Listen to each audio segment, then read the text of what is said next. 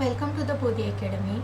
In today's video, we will continue the chapter Crop Production and Management from 8th Standard Science. So in the first two videos, we have seen what is agriculture, how agriculture has started, what is a crop, then the various agricultural practices which are carried out by a farmer. We have seen preparation of soil, the different tools or implements which are used by the farmer, then the sowing, how sowing is done, the tools used for sowing. Then also we have seen adding of manure and fertilizers to the fields and how they are beneficial to the crop. Then we have seen irrigation, how watering of plants is done, and the traditional and modern methods of irrigation. Now in today's class we will see protection from weeds. So what are weeds and why do we need to protect our crop plants from these weeds? So in a field now there may be some seeds of some unwanted or undesirable plants which may be present in the field. So when the farmer provides water and manure to his crops, these seeds of unwanted plants may also germinate and grow.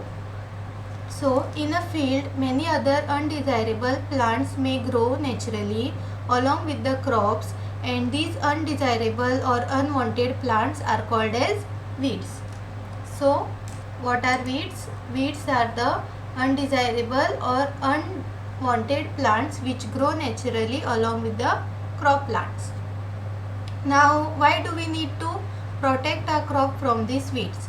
So as we have already learned that when overcrowding happens in a field, the plants will have to compete with each other for the nutrients, water, sunlight and all the essential and even space. So when these weeds grow, the crop plants will also have to compete with these weeds to get water, nutrients, space and light. And the presence of these weeds and the competition will result in weaker crop plants and a lower yield. So the removal of these weeds is necessary because these weeds will compete with the crop plants for water, nutrients, space and light. Thus they will affect the growth of the crop, and we do not want the growth of our crop to be hampered or affected by these weeds. Therefore the removal of these weeds or protection from these weeds is very important. Now the process of removing these weeds is called as weeding. So the removal of weeds is called as weeding, and we have already seen why this weeding is important. Now some of these weeds also interfere during the harvesting. That is, when the crop is being harvested, these weeds can cause a problem, and some of these plants may be even poisonous for animals and even human beings. They can be poisonous. Therefore it is very important to remove these weeds or the unwanted plants from the field. Now removing these weeds will help in the better growth of the crop plants. There will be no competition for food, light, nutrients and space, and it will also be better during the harvesting time. Now there are various methods to control these weeds or the unwanted plants. Now the best time to remove these weeds is before they produce flowers and seeds. Now why is it so? Because when these unwanted plants, when they will produce flowers and seeds, when these unwanted plants will produce flowers and seeds, their seeds will be then again dispersed into the ground, and these seeds will give rise to more weeds. So to avoid this, we should cut this or do the weeding or remove these plants when they are in their vegetative stage, that is when they are growing initially. At that time only we should do the weeding of the field. So this will ensure that more and more weeds are not grown and the current existing weeds are also removed. So farmer adopts many ways to remove weeds and control their growth. Now tilling before sowing of crops helps in uprooting and killing the weeds. So tilling, as we have seen, the process of tilling or ploughing which is done before sowing. So this process also helps in uprooting and killing the weeds. So when the ploughing or tilling is done, the existing weeds which are there will be uprooted and they will be covered with soil. Hence they will be killed and which may then dry up and gets mixed with the soil. So this plant will then get mixed with the soil and then they will be decomposed by the decomposers. Then the best time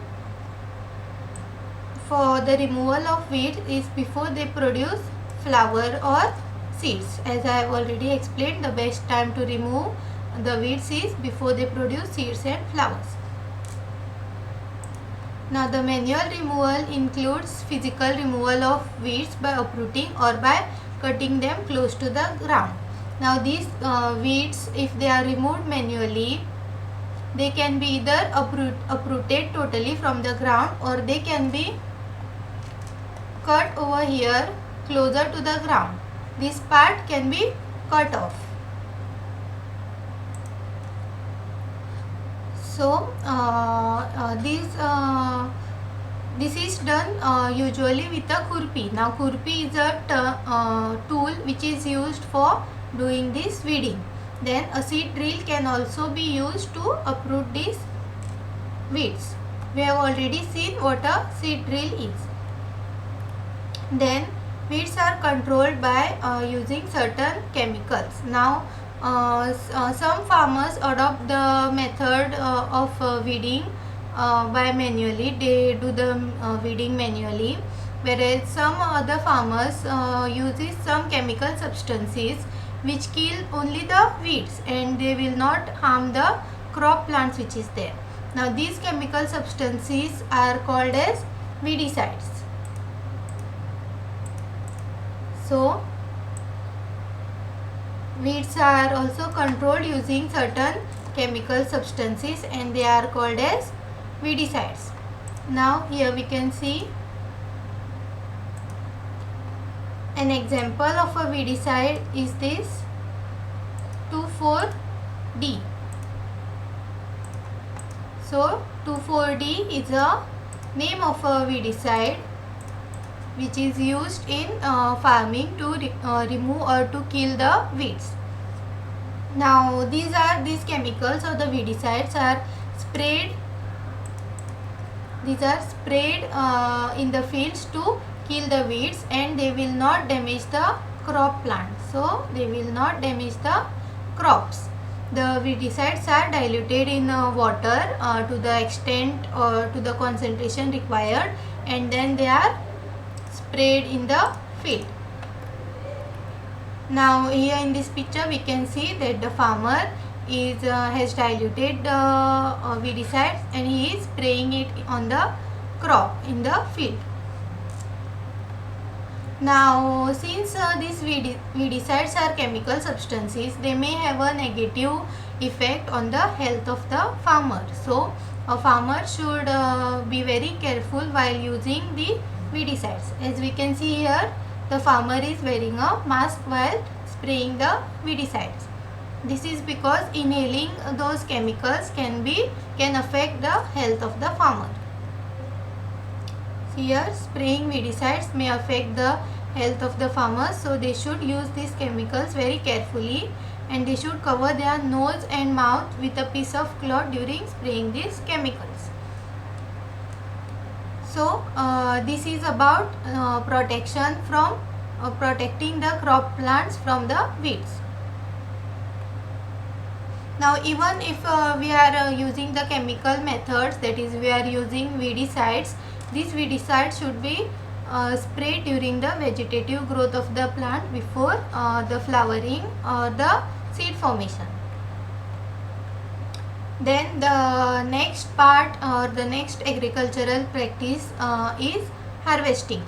Now when the crop is ripe or the crop has matured, it needs to be harvested.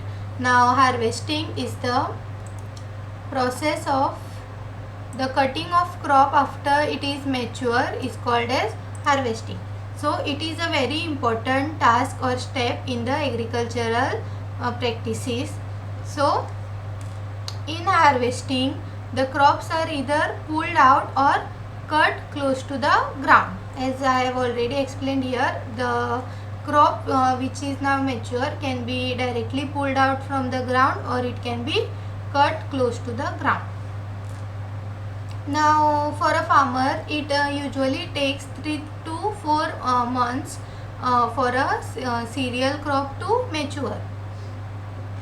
Then the harvesting of the mature crop should be done, and it is usually in our country it is usually done either manually or by using a machine. So manually it is done by using a sickle. Here in this picture we can see what is a sickle. It is a tool it is a curved tool which is used for the harvesting of the crops. Then harvesting can also be done by a machine called a harvester. Now since it is a machine, it will do the harvesting very faster, very efficiently, and there will also be decrease in the labor work. Okay, no much labor should be required when the harvesting is done using the machine.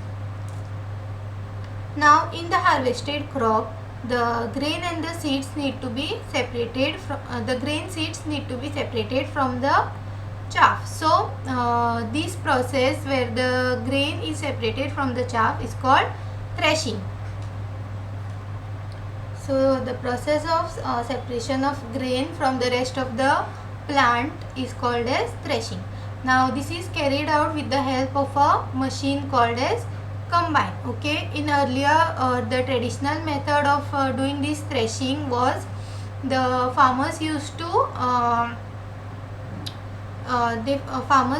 just hit the crops on the ground, and this used to separate the grains from the plant. But nowadays these machines are used called as a combine, which does the harvesting as well as threshing together. So it is a combination of harvester as well as thresher. Then after harvesting, the winnowing is done. That is the husk or the different lighter particles which are there with the grains, they need to be removed or separated from the grains. So the farmers with small holding of land do the separation of grain and chaff by winnowing. Now winnowing is the practice where the grains is separated from the husk and other lighter impurities. Now in this what is done is that a man stands at a man or woman stands at a height, and they will just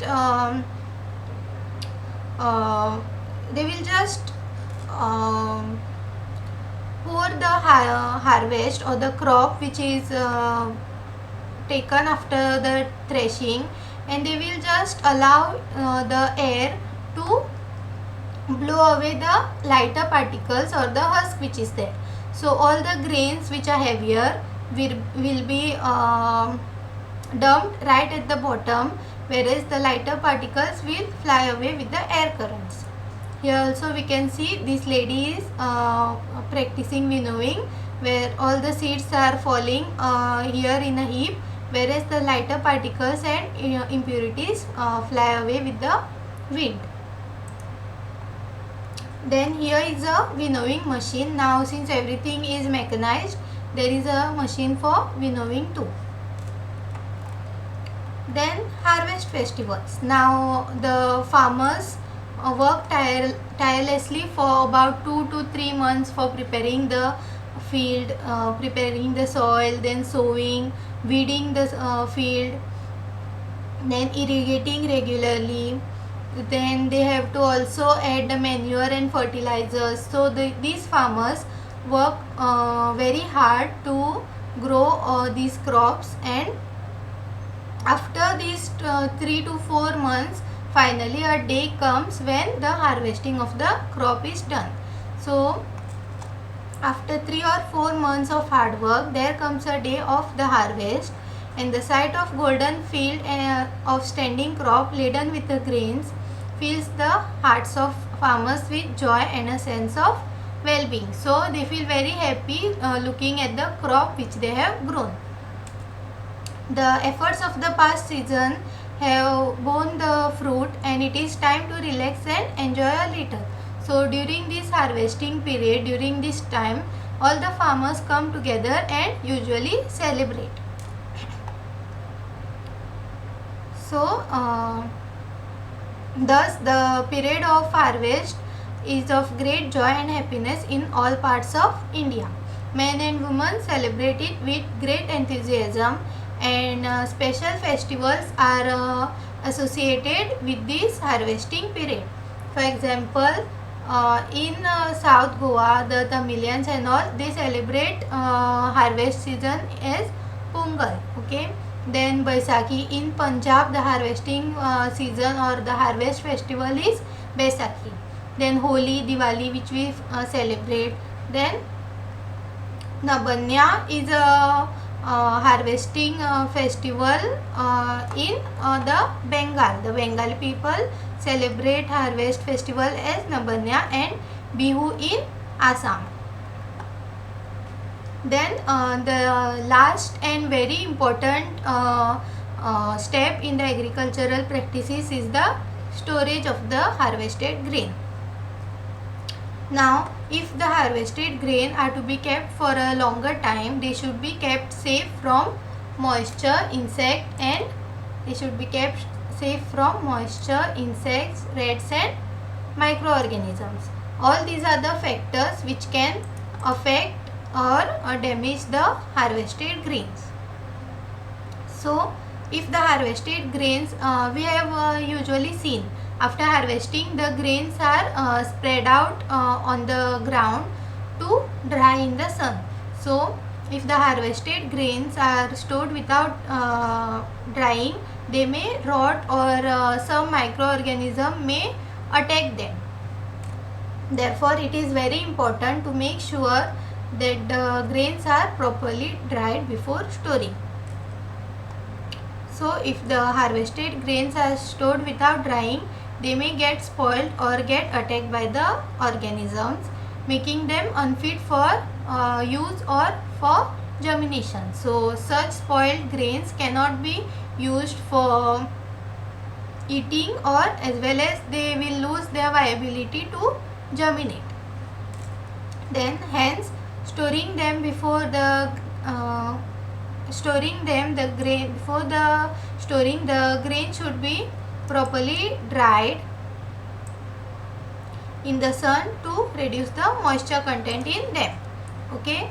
Now this drying of seeds will prevent the attack by insect, pest, bacteria, and the fungi.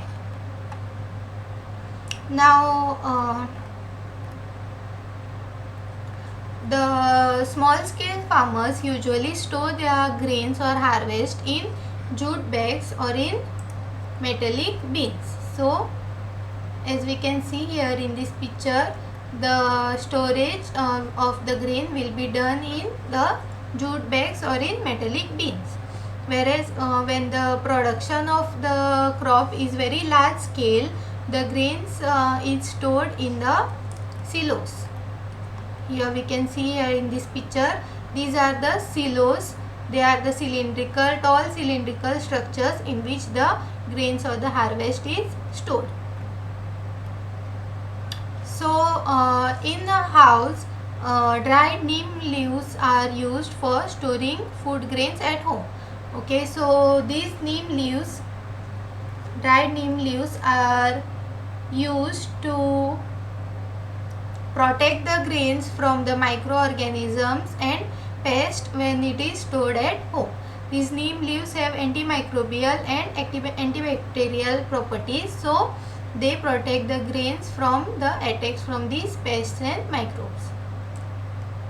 For storing large quantities of grains in big godowns, specific chemical treatments are required to protect them from pests and microorganisms. So when the storage is done on a large scale, for example in these silos, certain chemicals are used which will protect the grains from pest and microorganism damage. Then the last part of this chapter is food from animals.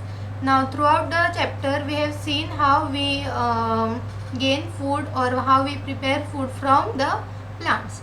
Now here we will see food from animals. As we know, animals also act as a source of food for us. We will see here in this picture. Some foods that come from the animals are chicken. We use the meat of the chicken as food, then fish, meat of some other animals, then milk which we get from cows, then the cheese that is prepared from the milk, the cottage cheese, butter, etc. Then eggs, sausage, bacon. All these are the food items which we get from the animals. Now, like plants, animals also provide us with different kinds of food, and many people living in coastal areas also consume fish as major part of their diet. So we get food from different kinds of animals. And as we have seen that the process of crop production involves a number of steps like selection of seeds, sowing, etc. Similarly, to get these products from animals also, these animals are reared at home or in farms to have to be provided with proper food and shelter to get these products. So similarly, animals reared at home or in farms have to be provided with proper food. So these animals should be given the proper food and proper nutrients which are required for their healthy growth and development. Then they should be also provided with shelter and care so that we can gain all these food items from those animals. Now this practice, all this is done when all this is done on a large scale, it is called as animal husbandry. So when the animals are reared in a farm on a large scale to get these food products, it is called as animal husbandry. So this is all that is there in this chapter. We have completed the chapter crop production and management. Thank you for watching my video. Please like, share and subscribe to the Bodhi Academy.